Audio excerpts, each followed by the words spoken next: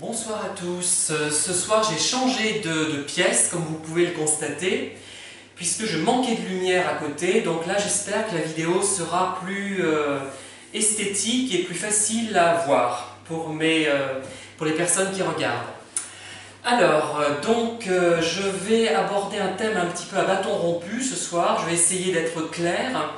Les choses ne sont pas encore parfaitement organisées dans ma tête, mais je vais essayer quand même de transmettre le message. Voilà. Alors, je reprends la thématique des pervers narcissiques et je m'interroge depuis quelques jours sur une chose quand même qui me dépasse. C'est-à-dire que je sais que les pervers narcissiques, en général, portent différents masques et qu'ils trompent le monde, qu'ils trompent les gens qu'ils côtoient.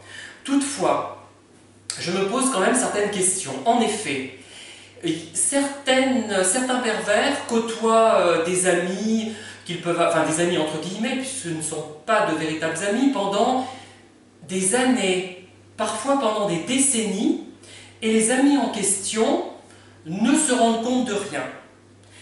Alors, j'ai quelques cas en tête où les gens se voient lors de randonnées, lors de voyages à l'étranger, pendant des mois et des mois, sur plusieurs années, puisque ce sont en général des enseignants, ceux auxquels je pense sont enseignants. Et pourtant, apparemment, rien ne se passe, c'est-à-dire que le pervers narcissique côtoie ces personnes sans que les personnes en question prennent conscience de la réalité des choses.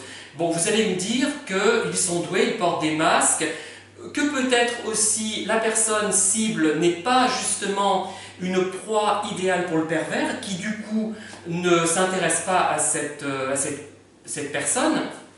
Et il y a d'autres cas, il y a aussi des cas, je ne sais pas, pendant des années, il y a des gens qui déjeunent ensemble à midi, qui discutent, j'imagine. De quoi vont-ils parler? Enfin, je l'ignore, mais bon, de choses et d'autres, mais parfois de sujets un peu plus intimes, j'imagine. Eh bien, ces personnes, malgré des années passées ensemble à se côtoyer, ça peut être dans les loisirs, dans le travail, au restaurant, en voyage, en soirée, etc., etc., eh bien, ils ne découvrent rien, c'est-à-dire qu'ils pensent que la personne réellement perverse, hein, je pense, j'ai deux ou trois cas en tête, eh bien, ils ne remarquent rien. Voilà, c'est très étonnant, moi je suis vraiment perplexe. Ça me fait penser à une chose. Moi, quand je vois de telles choses, je me dis que finalement, le pervers prend une place relative. C'est-à-dire que j'avais déjà expliqué que le pervers servait parfois à nous faire prendre conscience des qualités que nous pouvons avoir.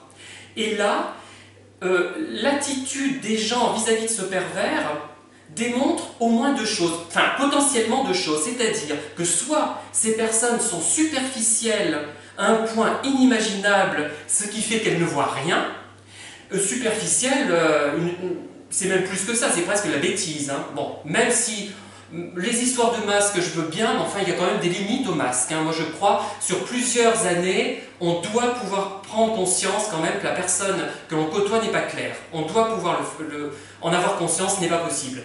Sur quelques semaines, je veux bien. Sur 1 ou 2 ans, peut-être. Mais au-delà, non. Ça me paraît impossible. Ou alors,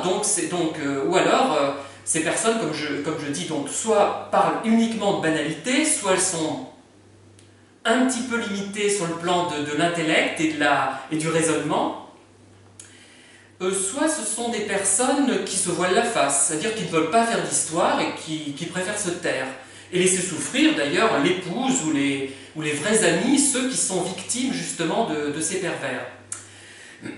Et paradoxalement, j'ai envie de dire, je vais encore paraître étrange, j'ai envie de dire que le problème au fond, ce n'est plus vraiment le pervers, c'est plutôt le caractère superficiel des gens qui ne se rendent compte de rien.